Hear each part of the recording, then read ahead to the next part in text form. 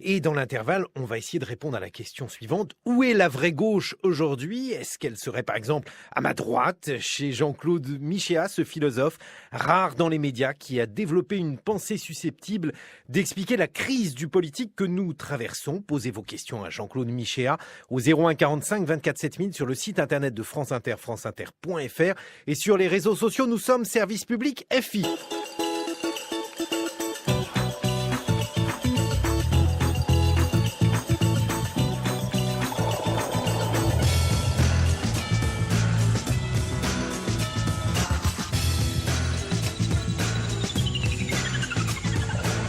Il faudrait faire un journal du ridicule, il y aurait de bonnes nouvelles chaque jour. Et oui, il y a du nouveau après le Gangnam Style, le retour de Nicolas Sarkozy. Voici le Harlem Shake. Le Harlem Shake, une danse qui remplit actuellement les sites de partage vidéo. Alors un Harlem Shake, pour ceux qui n'en ont jamais vu, ça consiste en une personne seule, la plupart du temps déguisée, qui se trémousse au milieu d'un groupe immobile. Puis soudain, la totalité du groupe se met à bouger lorsque l'on entend la phrase « Do the Harlem Shake ». Et c'est pour cela qu'on appelle cette danse un Harlem Shake. En ce moment, on n'est pas grand-chose si on n'a pas fait son Harlem Shake. Du coup, tout club de foot, tout parti politique se doit de faire son Harlem Shake à soi. Le problème, le souci, devrais-je dire, c'est qu'il n'y a rien de mieux qu'une danse pour résumer une époque. Les danses à la cour symbolisaient la complexité de l'étiquette, codifiaient en quelque sorte des rapports sociaux où la spontanéité n'avait évidemment pas sa place. Avec la naissance du rock, les danses à deux se sont libérées, affichant de manière décomplexée leur place dans les préliminaires amoureux. Dans une telle évolution, le Harlem Shake symbolise désormais la solitude des danses à plusieurs, où un individu gigote tandis que les autres le contemplent. Le Harlem Shake marque le stade de la société que le sociologue Émile Durkheim appelait le stade anomique, un stade de profonde désorganisation, où chacun s'agite en tous sens sans que ses mouvements respectifs participent à un mouvement d'ensemble. Le Harlem Shake, c'est la société d'aujourd'hui. Chacun bouge, mais personne n'avance.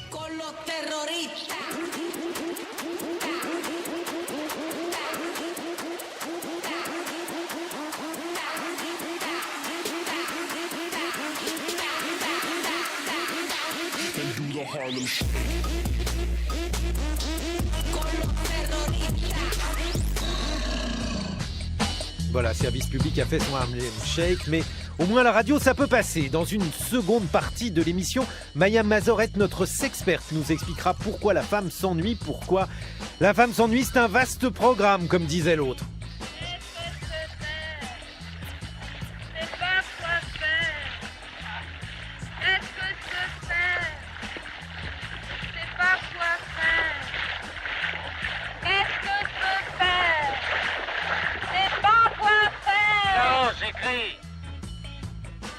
Quant à Hervé Pochon, lui ne s'ennuie jamais dans son lit, mais dans son lit, il dort. Et en attendant, place au philosophe Jean-Claude Michéa. Valérie, il faut que tu te souviennes d'une chose simple. Il vaut mieux toujours envoyer au gouvernement des gens de gauche. Voilà. Il y a des choses que je comprends pas, papa. Toujours tu dis que tous les hommes de gauche qui sont au gouvernement, ils font une politique de droite. Oui, mais ils en souffrent. Service public, Guillaume Erner. Y a-t-il encore des intellectuels de gauche? Je veux dire des gens qui pensent à gauche et qui pensent la gauche. Eh bien oui, il y en a, on en connaît certains. D'autres sont plus rares, voire très très rares dans les médias. C'est votre cas, Jean-Claude Michéa. Bonjour. Bonjour. Je me propose d'abord de vous présenter avant d'essayer de revenir sur votre analyse de la gauche actuelle. Vous êtes issu d'une famille de militants communistes. Vous avez enseigné la philosophie dans le secondaire à Montpellier et vous avez débuté en étant vous-même engagé au sein donc du Parti communiste. Et justement, dans les médias en ce moment, il y a deux informations que j'aimerais tout d'abord vous demander de commenter. Il y a tout d'abord évidemment la mort d'Hugo Chavez. Qu'est-ce que cette mort vous inspire, Jean-Claude Michéa? Vu le mal que la plupart des médias disent d'Hugo Chavez, l'homme ne pouvait pas être mauvais. Je regardais hier à la télévision les débats en boucle, et en général, c'était des face-à-face entre deux experts, dont l'un soutenait la thèse que Chavez était un dictateur et l'autre qu'il était un despote. Quand on arrive à cette présentation caricaturale d'un homme, c'est que forcément, il portait atteinte aux intérêts des puissants et du capitalisme. J'ajoute qu'évidemment, Chavez développait des pratiques et des analyses qui ne sont pas celles que j'aurai peut-être l'occasion de développer dans le cours de l'émission. Mais sur le fond, il a compris, hein, c'est quand même un des rares hommes politiques de la planète, il y en a d'autres en Amérique latine, qui lorsqu'il prend le pouvoir, ne commence pas par dire au peuple « il va falloir que vous travaillez plus et vous serrez encore plus la ceinture », mais qui a considéré comme sa tâche prioritaire de faire en sorte que ce peuple puisse sortir autant que possible de la misère et s'alphabétiser. Et j'entendais hier des experts qui disaient « quel démagogue, il voulait que les gens, il achetait leur voix en leur permettant d'acheter une machine à laver, etc. » Mais alors, que doit-on dire alors des cadeaux que font la gauche et la droite de nos jours au grand patronat? Est-ce que ce sont donc des clients? Et vous remarquerez d'ailleurs, pour répondre à cette question et terminer là-dessus, que nous avons toujours un mot pour démagogue, hein, flatter les supposés bas instincts du peuple, mais que vous n'avez pas d'équivalent de mot pour flatter les élites, alors que c'est en gros le métier de la plupart des gens dans les médias.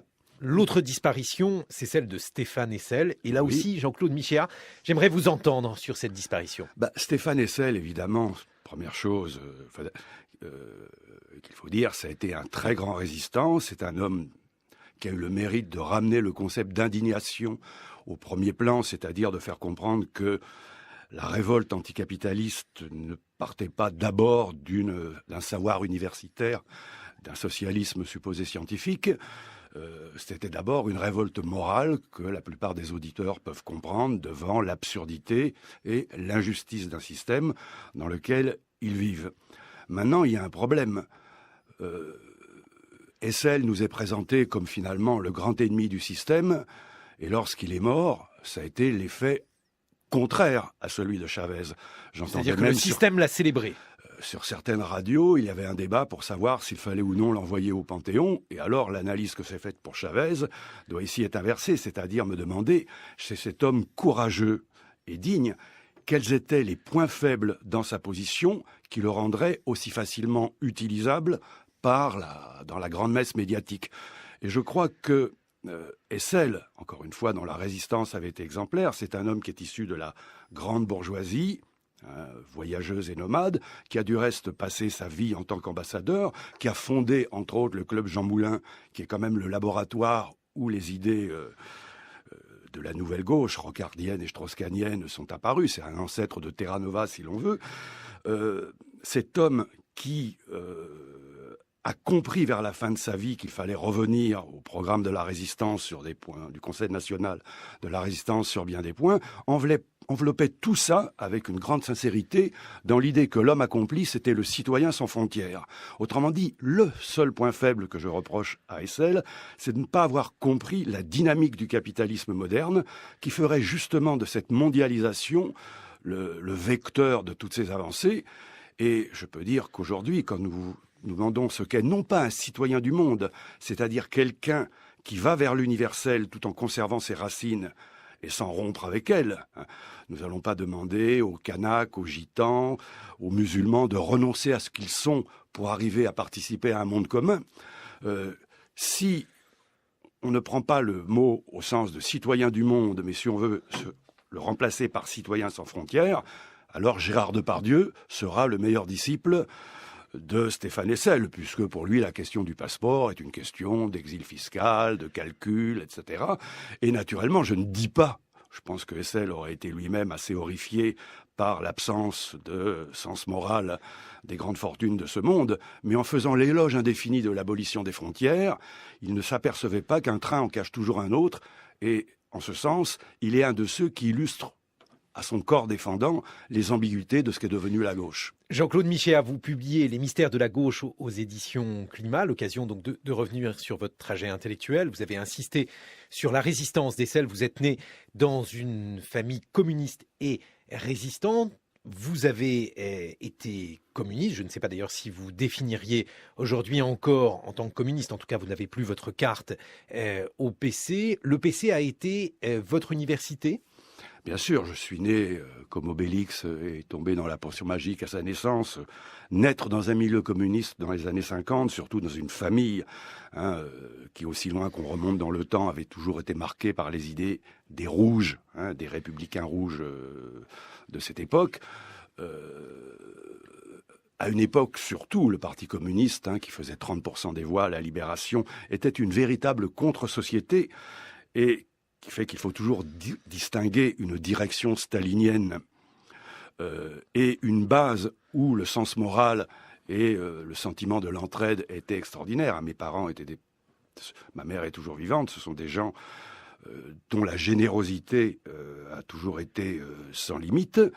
Bon, j'ai quitté effectivement le Parti communiste en 1976 parce que, à force d'aller en Union soviétique, dans toute série de stages, je ne pouvais plus admettre que ce qui se construisait là-bas avait quelque chose à voir avec les idées des fondateurs du socialisme. Et donc, sous ce rapport, je n'ai plus de relation avec ce mouvement, mais peut-être que ça, on y reviendra dans l'émission. Il y a dans le mot communisme quelque chose qui, à l'origine, était extraordinairement vrai et qui est toujours actuel, c'est que le principe du libéralisme et du capitalisme, c'est la privatisation généralisée de tout. Chacun fait ce qu'il veut, vit comme il l'entend, l'eau doit devenir un bien privatisé, la radio, etc., etc. Et l'idée de base du socialisme, si on regarde l'étymologie, ou du communisme, c'était qu'aucune société digne de ce nom et véritablement humaine ne pourrait avoir un sens s'il ne restait pas entre les hommes quelque chose qu'ils partagent en commun, en dehors du fait qu'ils sont des consommateurs sur le marché ou des citoyens procéduriers dans l'ordre du droit. Au fond, c'est ce qu'on appelle la convivialité. Et si communisme, mais alors ça nous demande un grand travail pour effacer le souvenir de Staline, des camps, du goulag, c'est simplement le nom qu'on désignait à cette idée que, non pas que tout doit être mis en commun, mais qu'une société où les gens qui se croisent dans la rue, comme disait Engels, n'ont plus rien de nos jours en commun, il écrivait cela en 1845, alors c'est un nom que je trouve parfaitement adapté à ce que je pense, même si je crois qu'un rassemblement des forces du peuple français sous un tel signifiant serait catastrophique, parce qu'il évoque désormais malheureusement autre chose. Justement, ce qui est étrange dans votre trajet intellectuel, en tant que philosophe, vous avez travaillé sur des textes qui sont des textes communs à beaucoup de philosophes, je pense à Marx, qui est normal puisque vous venez du communisme, à Spinoza, vous avez également beaucoup lu Pascal, et vous avez lu George Orwell. Or, Orwell, pour un Français, cela évoque d'abord 1984, autrement dit, la critique la plus dure du communisme. Alors comment est-on communiste en lisant Orwell et en se servant d'Orwell, puisque vous avez fait votre premier texte sur Orwell, Jean-Claude Michéa? C'est justement à partir du moment où ce qui me devient insupportable, c'est l'expérience que je fais des pays de l'Est de l'intérieur. J'allais en Union soviétique, à Cuba, en Bulgarie, en RDA, etc. C'est à partir du moment où, sous les yeux, et ça pouvait avoir des relations interdites dans les voyages officiels, que la critique de ce qui se construisait en Union soviétique m'a amené tout de suite à lire les grands textes, et Orwell a été celui dont j'ai pensé immédiatement qu'il avait compris mieux que les autres ce qu'était la nature de la perversion mise en place à partir des années 1920. Et puis, évidemment, ce qui me rendait cette lecture extraordinaire, et lecture que je recommande à tout le monde, parce que Orwell n'est pas simplement un romancier, mais l'un des plus grands essayistes politiques de notre temps, c'est surtout parce qu'Orwell appartient à cette cohorte incroyablement réduite au XXe siècle des esprits libres. Orwell, c'est quelqu'un qui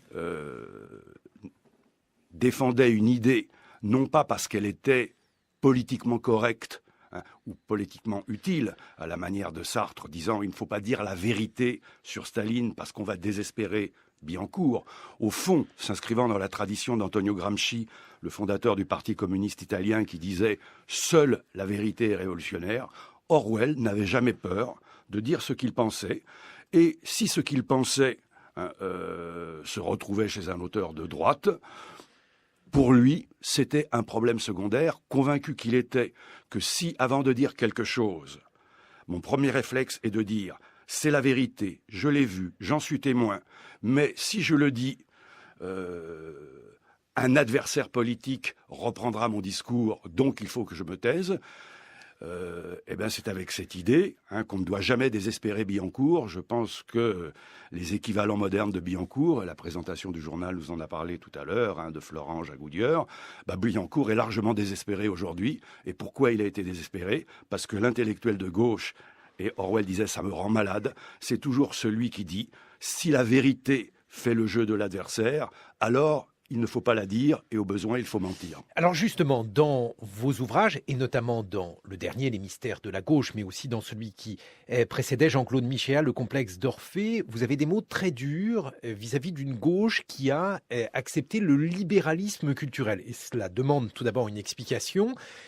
D'ordinaire, on dit qu'il y a une société de marché qui est acceptable, Lionel Jospin l'avait dit, et une économie de marché qui, elle, doit être modérée, voire même est haïssable du point de vue de la gauche. Vous considérez qu'il y a en quelque sorte un phénomène commun entre le libéralisme culturel et le libéralisme économique. Expliquez-nous pourquoi, Jean-Claude Michéa. Bon, je vais essayer de faire bref, parce que là, c'est vraiment le centre de gravité de tous mes livres. Le libéralisme, qui est la philosophie ou la théologie officielle de notre monde, se forme essentiellement au XVIIIe siècle. Et dès le départ, vous regardez Benjamin Constant, vous regardez les grands libéraux de l'époque, il a toujours été indissolublement un libéralisme économique, un libéralisme politique et un libéralisme culturel. Et la raison, c'est qu'effectivement, au sortir d'un monde dont l'origine avait été ces guerres de religion où les hommes s'entretuaient au nom de leur conception privée de la morale, de la religion, de la philosophie, l'idée, et elle est complètement noble, elle est complètement compréhensible, des libéraux, ça avait été de dire, si l'on veut sortir de cet enfer quotidien, il faut donner à chacun le droit de vivre comme il l'entend, et qui pourrait être contre cette idée ? Ce qui suppose que l'État, ou la structure qui administre cette société, soit un État axiologiquement neutre. Axiologiquement neutre, c'est-à-dire neutre du point de vue des valeurs. Neutre du point de vue des valeurs, c'est-à-dire qu'il ne propose plus, sur n'importe quel domaine que ce soit, la moindre philosophie, la moindre religion, non pas tant de l'idée de supprimer la morale, la philosophie ou la religion, mais de les privatiser. Donc ça, c'est l'idée que l'État, finalement, n'a pas à se mêler de votre définition du bien, Jean-Claude Michéa. Comme on le dira... Ça, c'est une idée qui est défendable de votre point de vue ? Alors, sur le papier, c'est une idée extraordinaire. L'idée que l'État, au fond, et ça explique beaucoup de choses de nos jours, est un État qui n'est là que pour administrer les choses, donc qui doit être gouverné par des experts. Quand ils prennent des décisions, monsieur Mario Monti ou tel autre... ou ce que l'on veut faire aujourd'hui en Italie, un gouvernement technocratique. Il ne vous dira pas si, par exemple, je vous propose l'austérité, c'est pour vous punir d'un péché divin, c'est pour vous apprendre à vivre dans la frugalité, etc., etc. Il dira, nous devons mettre en œuvre une politique d'austérité parce que c'est la science qui l'exige. La science économique au nom de laquelle je parle, qui certes n'a pas été capable de prévoir la crise de 2008, cette science qui animait la commission Attali, qui disait la même année 2008, les Français doivent prendre modèle sur les quelques pays européens qui ont pratiqué une politique juste, et il donnait ces 3 exemples, la Grèce, l'Italie, le Portugal. Bon. Et les mêmes économistes reviendront un an après pour dire autre chose, mais toujours au nom de la science. Mais pour en revenir au libéralisme, l'État étant neutre, chacun est libre de vivre comme il l'entend, sous réserve de ne pas nuire à autrui. Et tous les problèmes commencent ici. Parce que tant que la société a, d'une certaine manière, une certaine homogénéité culturelle, c'est-à-dire que tant que tout le monde s'entend sur un certain nombre de valeurs, au fond héritées en partie de la tradition, du bon sens, savoir quelles sont les limites de ma liberté ne posait aucun problème particulier.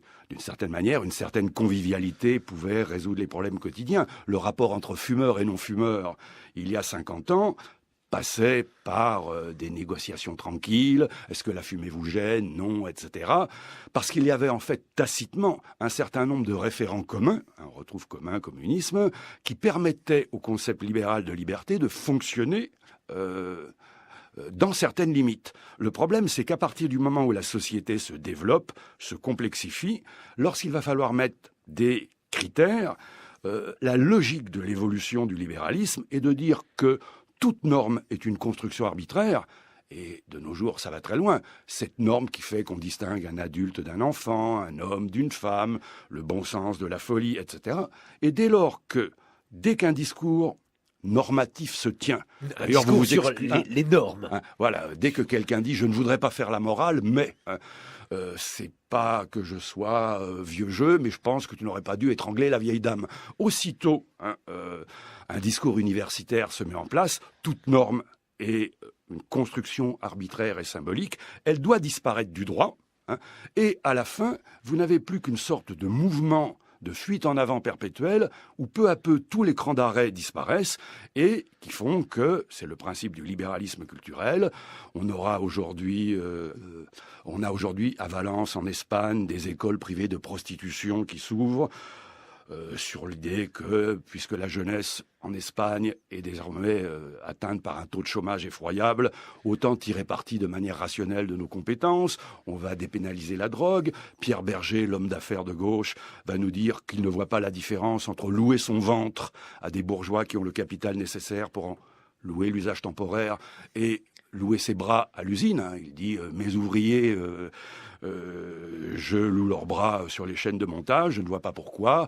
Une femme pauvre, vous avez même des gens comme Ruvin-Augien dans la tradition Marcel Yacoub qui proposent désormais qu'il y ait un commerce des organes, qu'on puisse aller dans un Auchan où je puisse commander 2 reins, 3 yeux, etc. Bon.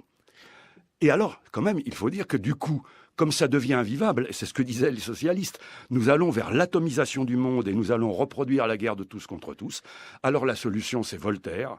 Lorsqu'il s'agit d'argent, tous les hommes sont de la même religion. La seule chose que nous aurons en commun, ça sera les valeurs de l'économie de marché, l'échange économique. Et c'est pourquoi, à un moment ou à un autre, le libéralisme culturel finit toujours par trouver son camp d'arrêt dans l'économie de marché. Après avoir écouté votre cauchemar, on écoute ton cauchemar, Mathieu Bogart. Et tout de suite après, on continue à vous entendre et à vous écouter, Jean-Claude Michéa, sur les mystères de la gauche.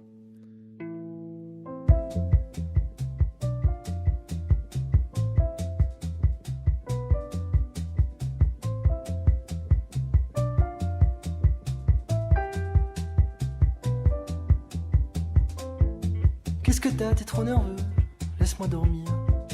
Je le sens que tu trembles, que tu transpires. Qu'est-ce que t'as, qu'est-ce que tu veux, parle pas de malheur. Tu vois pas que je rêve, il est quelle heure? Qu'est-ce que t'as, t'es trop sérieux, ça me fait pas rire. Il est temps que je parte, que je me retire. Laisse-moi te fuir un peu, tu me fais peur. Laisse-moi fermer les yeux sur tes malheurs. Je veux pas y croire à ton histoire. Je veux pas y croire, je veux pas le savoir. Je veux pas y croire à ton histoire. Je veux pas y croire à ton cauchemar. Ouh, laisse-moi passer. Ouh, de l'autre côté. Ouh, laisse-moi tomber. Je suis fatigué.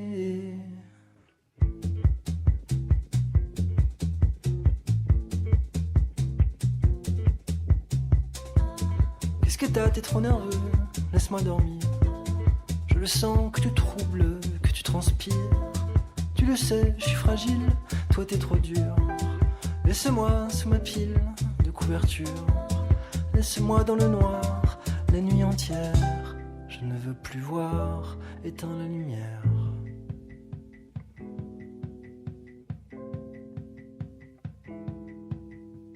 Je veux pas y croire à ton histoire. Je veux pas y croire, je veux pas le savoir. Je veux pas y croire à ton histoire. Je veux pas y croire à ton cauchemar. Ouh, laisse-moi passer. Ouh, de l'autre côté. Ouh, laisse-moi tomber. Je suis fatigué. Service public sur France Inter, nous ne sommes pas fatigués. Où est la vraie gauche aujourd'hui? C'est la question que l'on se pose en compagnie du philosophe Jean-Claude Michéa qui vient de publier Les mystères de la gauche aux éditions Climat. Et dans cet ouvrage, Jean-Claude Michéa, vous poursuivez une critique de l'assimilation de la gauche au progrès. comme si l'idée selon laquelle la gauche était le parti du progrès, comme si le caractère inéluctable du progrès devait être remis en question. Pourquoi remettez-vous en question ce dogme du progrès ?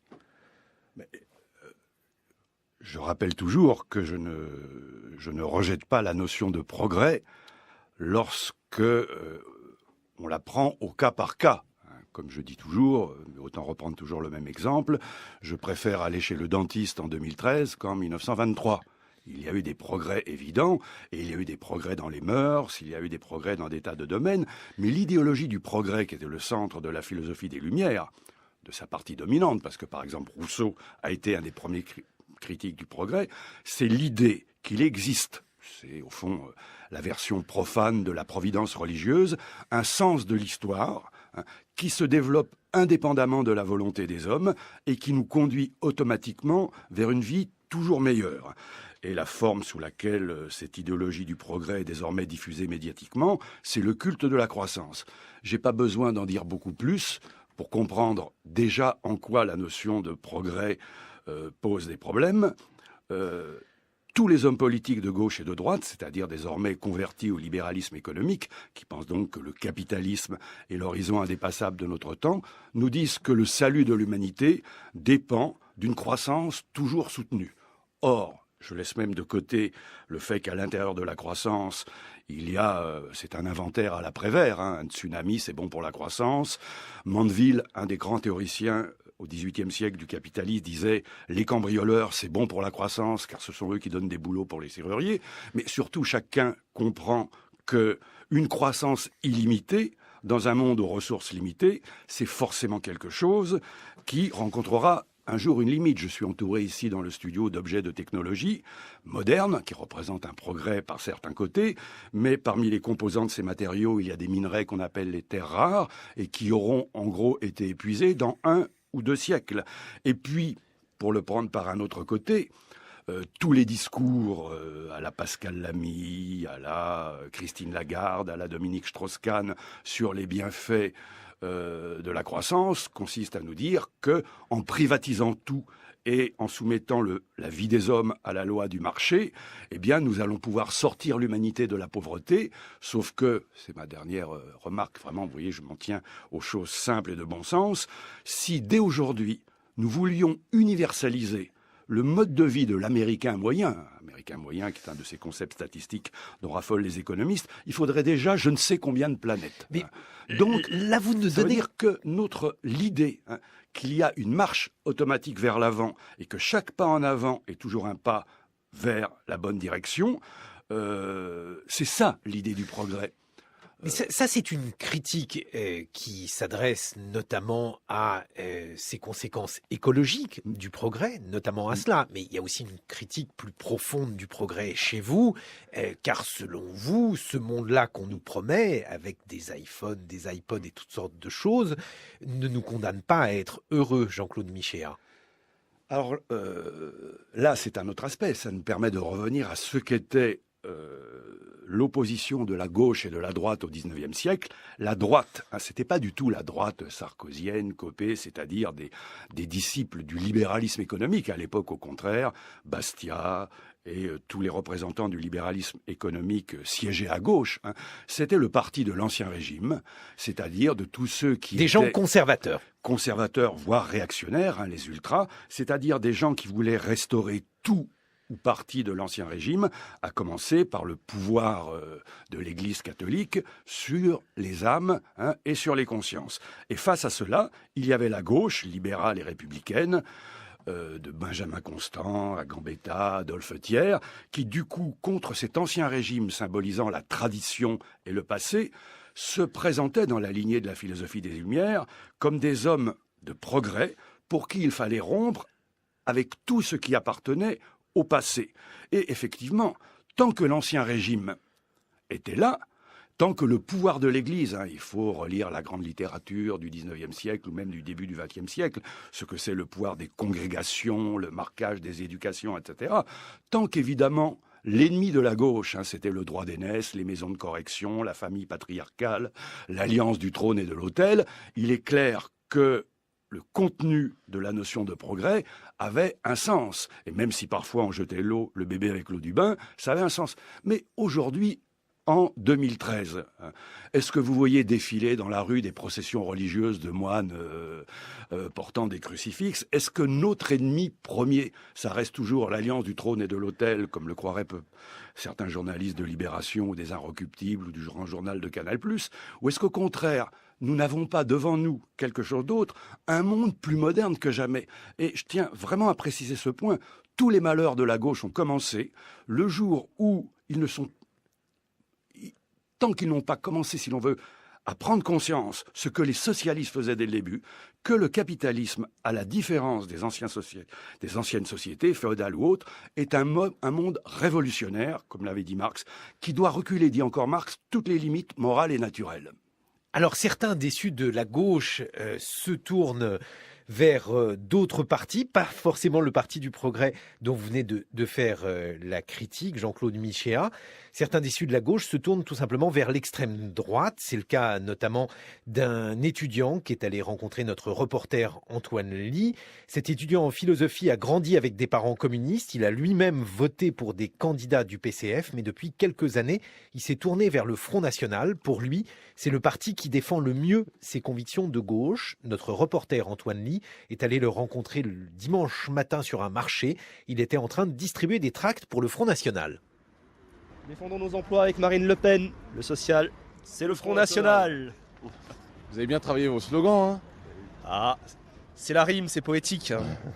Vous avez toujours voté Front National? Ah non, je n'ai pas toujours voté Front National. Je viens d'une famille communiste. Bonjour monsieur. Pour défendre nos emplois et nos industries. La première fois que vous votez, c'est en 2008. Pour les municipales, vous votez quoi à ce moment-là? Communiste. Mais on parle toujours dans un certain temps et dans un espace défini. Le temps où on parle, c'est la gauche d'aujourd'hui. Si je parle des valeurs de gauche aujourd'hui, non, je ne me reconnais pas du tout dans cette gauche-là. Vous êtes déçu par cette gauche-là? Oui, je suis déçu par cette gauche-là, oui. Extrêmement déçu. Vos parents, ils savent que vous militez au Front National aujourd'hui? Vos parents communistes? Oui, ils le savent. Maintenant, ils l'ont accepté. Ça veut dire que ça a été un peu dur au début? Oui, quand même, tout de même. Ils ont pris ça comme une trahison ou pas, de votre part? Pas vraiment, parce que j'ai gardé quand même mes positions économiques, sociales, voire socialistes, mais du vrai socialisme.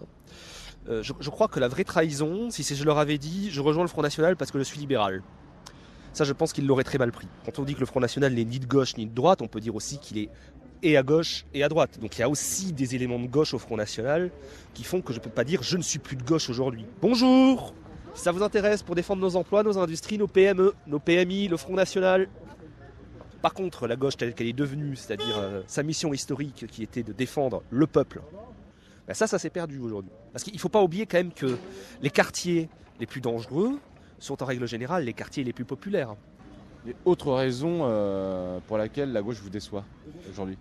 Ben, là, les gens, c'est un système ultralibéral. Depuis quand l'ultralibéralisme est une valeur de gauche? Depuis le tournant de la rigueur, sans doute, depuis le blairisme, depuis ce genre de choses qui sont des trahisons. Et par exemple, le NPA, le nouveau parti anticapitaliste de Besancenot et de Poutou, c'est pas un mouvement qui aurait pu vous séduire? Le grand problème, comme au front de gauche aussi, c'est une forme de cosmopolitisme, de déracinement qui crée une forme aussi d'insécurité culturelle, une forme aussi d'angélisme par rapport à la nature humaine. Bonjour madame, pour la prospérité, nos emplois. Concernant l'immigration, vous vous situez comment, vous? À gauche ou pas? Là encore, la question c'est est-ce qu'on parle de la vieille gauche ou est-ce qu'on parle de la gauche d'aujourd'hui? Bah, de la gauche d'aujourd'hui, pas du tout, parce qu'elle est immigrationniste. La grande prouesse de la gauche aujourd'hui, c'est d'avoir fait croire que les valeurs qu'elle défend sont des valeurs de gauche intemporelles, comme s'il y avait des principes comme ça qui flottaient dans le ciel des idées, qui étaient forcément de gauche, dont l'immigrationnisme fait partie. Non, ce n'est pas vrai.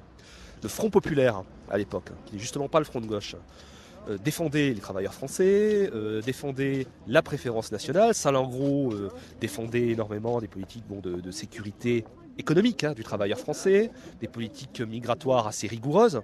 Mais en tout cas, c'est pas antinomique avec les valeurs de gauche en général. Par contre, c'est antinomique avec les valeurs de la gauche telle qu'elle est devenue aujourd'hui. Oui, ça c'est sûr. Bonjour monsieur, défendons l'emploi avec Marine Le Pen. Bonne journée. Est-ce que vous imaginez un jour revoter pour des partis de gauche classiques? S'ils redeviennent patriotiques, s'ils s'opposent réellement au capitalisme, je pense ici en particulier au Parti socialiste, bref, s'ils redeviennent réellement de gauche, c'est pas interdit. Mais pour l'instant, c'est pas le cas. Service public, Guillaume Erner. Le reportage d'Antoine Ly, Jean-Claude Michéa, vous qui signez les mystères de la gauche quand vous entendez ces militants du Front National qui utilisent un discours qui est en partie le discours de la gauche et même le discours traditionnel. On retrouve même des éléments de langage, comme on dit aujourd'hui. Qu'est-ce que ça vous inspire? De la tristesse? Ça m'inspire deux choses. D'abord, ça a été assez frappé par le fait que quand cet étudiant, vous voyez qu'il a une véritable culture politique, raconte qu'il a dû un jour avouer à sa famille sa perversion, je vote pour le Front National, et puis avec le temps elle a accepté. Je retrouvais exactement la démarche du jeune homosexuel qui dit je cachais mon homosexualité à ma famille, et puis finalement ils l'ont accepté. C'est assez curieux de voir ce genre de choses. Mais sur le contenu même de ce qu'il dit, c'est bien exactement ce qui confirme toutes mes analyses, c'est-à-dire que à partir du moment où les partis au pouvoir, de gauche et de droite, qui sont d'accord sur le plan du libéralisme économique, puisqu'il y a entre la gauche et la droite la même différence qui existe entre Dominique Strauss-Kahn et Christine Lagarde, qui se succèdent au FMI, pour faire la même politique. À partir du moment où cette gauche, depuis 30 ans, a définitivement rompu, on pourrait se demander pourquoi, j'ai écrit là-dessus, toutes ces anciennes relations avec le mouvement socialiste, ce compromis qui s'était noué avec le socialisme ouvrier pendant l'affaire Dreyfus, eh bien, à partir de ce moment-là, il est clair que le sentiment de révolte contre un monde de plus en plus inégalitaire, déshumanisant, injuste, où une partie de vos auditeurs, quand ils ont un travail, doivent se sentir comme des citrons qu'on presse de plus en plus, à qui on présente toujours la note, alors même qu'en même temps on leur dit que les nouvelles technologies vont rendre la vie toujours plus facile, etc., etc. Ces gens n'ont plus d'offres politiques. Je rappelle qu'il y a un sondage qui nous dit que déjà en France, 37% des Français, essentiellement dans les milieux populaires, ne se disent plus ni de gauche ni de droite, et que 67% des Français estiment que de toute façon, que le gouvernement au pouvoir soit entre les mains de la gauche et de la droite, ça ne changera rien fondamentalement à leur sort. D'où pas simplement la question française du Front National.